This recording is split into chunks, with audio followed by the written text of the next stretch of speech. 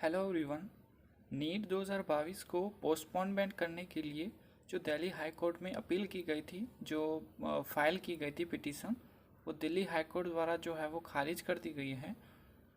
जो इन्फॉर्मेशन आई है उसमें यह पता चला है कि जो स्टूडेंट्स के जो वकील थे उन्होंने जितने भी तर्क दिए उससे जज जो थे वो सहमत नहीं थे।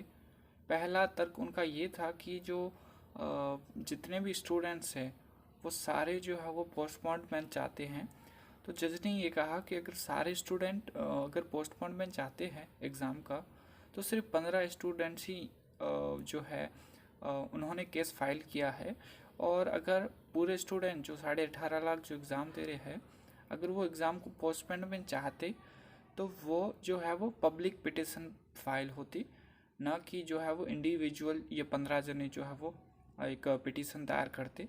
दूसरी चीज़, जो स्टूडेंट्स के वकील ने कहा कि पिछले वर्ष जो है जो नीट जो है वो पोस्टपोन्ड हुआ था, तो जज ने कहा कि पिछले साल की जो कंडीशंस थी वो कोविड की कंडीशंस थी, इसलिए जो है वो नीट को पोस्टपोनमेंट कर दिया गया था।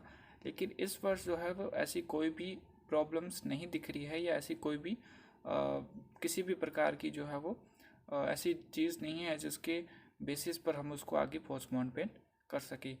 तीसरा पॉइंट ये था, स्टूडेंट्स के वकील ने कहा कि कई एरिया जो है वो फ्लडेड है, यानी कि जहाँ पर बाढ़ आई हुई है।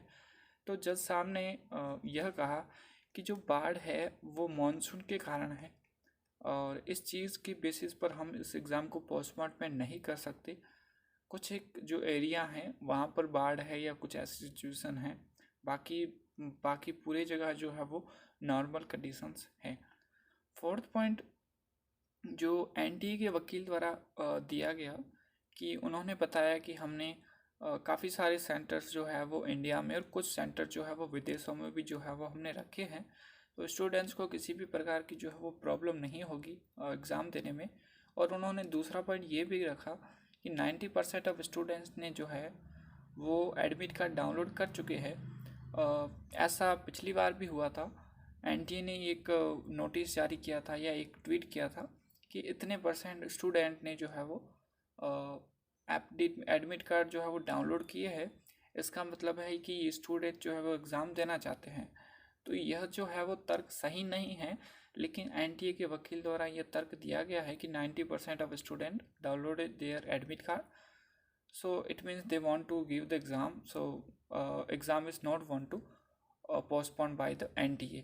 तो ये सारी चीज़ें हुई, और आखिर में जज ने कहा कि ये जो पिटीशन थी वो स्टूडेंट्स के द्वारा दायर की गई थी, लगाई गई थी, इसलिए हम इस पर कोई भी जुर्माना नहीं लगा रहे हैं, खाली इसको डिसमिस कर रहे हैं।